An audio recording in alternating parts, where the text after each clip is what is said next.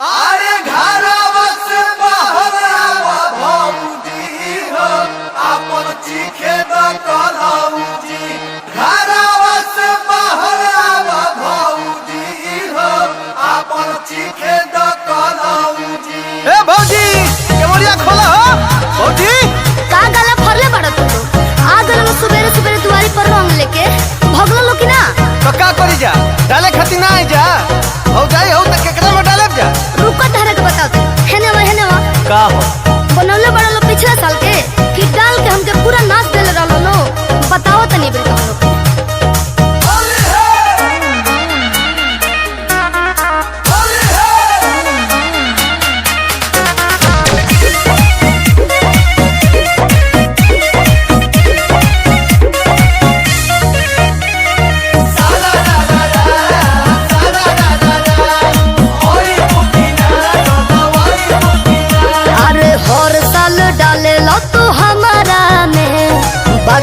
सो डालम हम तहारा में। एक खोप में 4 कबूतर ओमे 2 गो बाड़ावा भौजी अपन। अरे अरे अरे अरे ई का कहत रहो तो तू का करत रे। अरे हर साल डाले लो तू हमारा में, बाकियों सो डालम हम तहारा में। निशाना लगौले जो हो दिए के बनी। किस कलर की चड्डी पहने हो बता दो ना। खोल के दिखा दी का। अरे चाहे डालो रंग भौजी चाहे डालो पानी कि सच कहतानी बिना चढ़िए के बानी।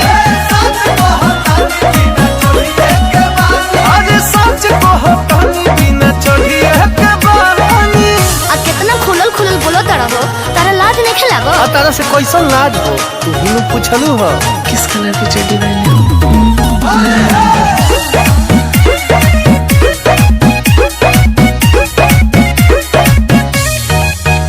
अरे डाल के तू देख ला बदल जाई सीन हो, बाहरी से भीतरी ले हो जाई रंगीन हो।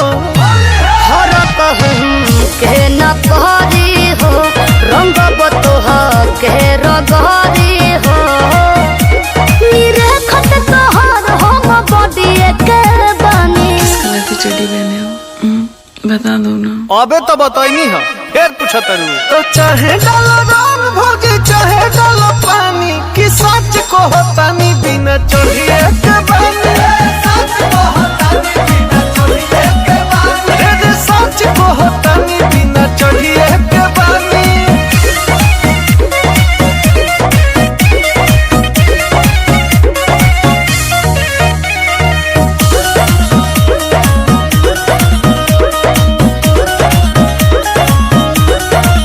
भौजी हो भौजी न छोड़ी हो तू आज हो, तोहरो हमरो बनल बा मिजाज हो।